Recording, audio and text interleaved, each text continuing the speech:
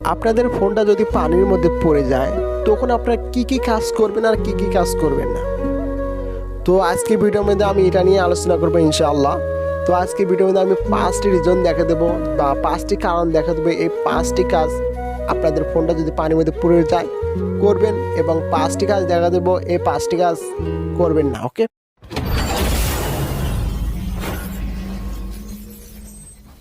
Number 1, আপনাদের ফোনটা যদি পানির মধ্যে পড়ে যায় আপনাদের প্রথম যে কাজটি করতে হবে সেটা হচ্ছে আপনাদের ফোনটাকে অফ করতে হবে। যদি আপনারা পারেন আপনাদের ফোনটার ব্যাটারিটা খুলে ফেলবেন, কারণ দেখা যাচ্ছে যখন আপনার ফোনটা অন থাকবে তখন আপনার ফোনের মাদারবোর্ডে সিপিইউর মধ্যে ইলেকট্রন যাবে, আপনার ব্যাটারি থেকে ইলেকট্রন যাওয়ার কারণে এবং আপনার ফোনটা পানির মধ্যে পড়ার কারণে আপনার ফোনের ভিতর পানি হওয়ার কারণে ইলেকট্রন এবং পানি দুটো বিক্রিয়া করে আপনার ফোনটা ব্লাস্ট হয়ে যেতে পারে বা আপনার ফোনটার সিপিইউ মাদারবোর্ডের কোনো সমস্যা হতে পারে। তো সেই কারণে যত দূরত্ব পারেন আপনার ফোনটাকে অফ করে দেবেন।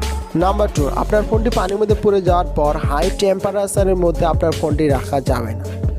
আমরা সাধারণত করি কি, যখন আমাদের ফোনটা পানির মধ্যে পড়ে যায় আমরা সাধারণত আমাদের ফোনটা রোদের মধ্যে রেখে আসি, বা যেখানে গরম বেশি উষ্ণতা বেশি আমরা সেখানে আমাদের ফোনটা রাখি, ভাবি যে যেখানে গরম বেশি এখানে রাখলে হয়তো আমাদের ফোনের ভিতরে পানিগুলো শুকিয়ে যাবে, আমাদের ফোনটা ভালো হবে।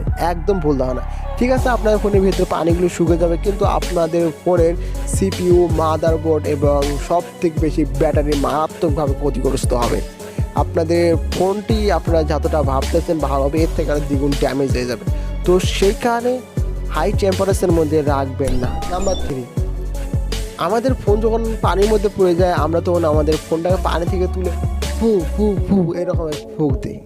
ফু দেওয়ার ফলে হয় কি জানেন, আপনি যখন এখান থেকে কোনো কিছু নিয়ে ফু দিবেন তখন তো জিনিসটা ভেতরের দিকে চলে যাবে, তাই না? তো আমরা যদি এভাবে ফু দিই তো পানিটা তো ভেতরের দিকে চলে যাচ্ছে। তো এভাবে ফু না দিয়ে পারলে ফোনটাকে এইভাবে যে পাকে ফোনটার ফাঁক রয়েছে বা ছিদ্র রয়েছে, যেমন চার্জার এই বা এই মুখ করে চার্জার বা ইয়ারফোনের ঘাটা স্প্রে করে রাখুন, দেখবেন ধীরে ধীরে টপ টপ টপ টপ করে পানি পড়ে যাচ্ছে। তো অবশ্যই ফু ফু করবেন না। তাহলে আপনারা করবেন কি, টাওয়েলের মধ্যে সিলিকা জেল রেখে এখানে আপনাদের ফোনটা রেখে আপনারা মোড়ে কিছুক্ষণ রাখবেন, দেখবেন আপনাদের ফোন থেকে সিলিকা জেল পানি শুষে নিচ্ছে। তো সিলিকা জেল যারা জানার না আমি তাদের উদ্দেশ্যে বলতেছি, তো আমরা যখন নতুন কোনো জিনিস কিনি তখন অবশ্যই এর সাথে সিলিকা জেল দেয়। তো পিকচারের মধ্যে আপনারা দেখতে পাচ্ছেন এটা হচ্ছে সিলিকা জেল। তো টাওয়ালের মধ্যে আপনারা অবশ্যই আপনার ফোনটাই রাখবেন, তারপর কিছু সিলিকা জেল দিবেন, তারপর টাওয়ালটাকে মুড়িয়ে কোনো ঠাই রেখে দিবেন, কোনো জায়গায় রেখে দিবেন। তো দেখবেন কিছুক্ষণের মধ্যে আপনার ফোনটা শুকিয়ে গেছে। নাম্বার 4, পানির মধ্যে ফোন পড়ে যাওয়ার পর চতুর্থ যে কাজটি আমাদের করতে হবে সেটা হচ্ছে আমাদের ফোন থেকে মেমোরি, সিম কার্ড এগুলো খুলে ফেলতে হবে। এবং সব থেকে একটা বড় বিষয় হচ্ছে যে আমাদের ফোনটা পানির মধ্যে পড়ে যাওয়ার পর আমাদের ফোনটার যে ডাটাগুলো রয়েছে এগুলো অবশ্যই ব্যাকআপ করে নিতে হবে, কারণ ডাটাগুলো অনেক গুরুত্বপূর্ণ হয়ে থাকে। ওকে, তো সেই কারণে অবশ্যই সিম কার্ড মেমোরি কার্ড খুলবেন যাতে পানির মধ্যে পড়ার কারণে সিম কার্ড মেমোরি কার্ডের যাতে কোনো সমস্যা না হয়। ওকে, নাম্বার 5, যখন আপনাদের ফোনটি পানির মধ্যে পড়ে যাবে তখন হাই টেম্পারেচারের মধ্যে না রেখে আপনারা করবেন কি, মিডিয়াম টেম্পারেচারের মধ্যে রাখবেন আপনাদের ফোনটি, বা একটা স্বাভাবিক একটা তাপমাত্রার মধ্যে আপনাদের ফোনটাকে রাখবেন। তো স্বাভাবিক তাপমাত্রার মধ্যে আপনাদের ফোনটা রাখলে হবে কি, আপনাদের ফোনটার পানি হয়তো ধীরে ধীরে শুকিয়ে যাবে, বাট এখানে একটা বিষয় হচ্ছে যে আপনাদের ফোনটার মাদারবোর্ড, সিপিইউ বা ব্যাটারি কোনো সমস্যা হবে না।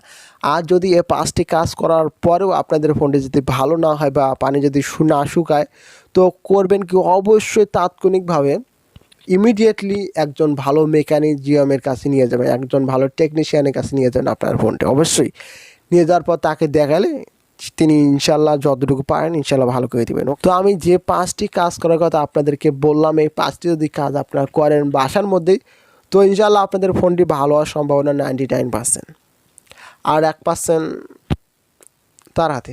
বুঝতে পারছেন? তো যদি এই 1%-এর মধ্যে ভালো না হয় অবশ্যই মেকানিজিয়ামের কাছে নিয়ে যাবেন।